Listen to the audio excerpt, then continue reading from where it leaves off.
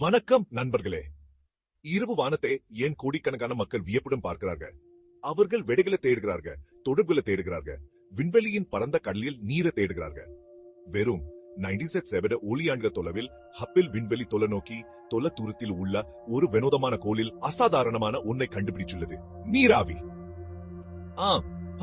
நமக்கு தெரிந்த வாழ்க்கையின் சாராம்சமான நீர் கற்பனை செய்வதற்கே கடினமாக இருக்கும் அளவுக்கு தொலைவில் உள்ள உலகின் வளிமண்டலத்தில் சுழன்று கொண்டிருக்கிறது.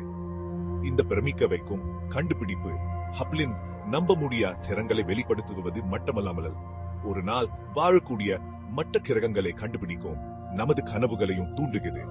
ஹப்பிள் அனுப்பும் ஒவ்வொரு கண்காணிப்பும், ஒவ்வொரு படமும் ஒரு பிரபஞ்ச புதிரின் ஒரு பகுதியாகும்.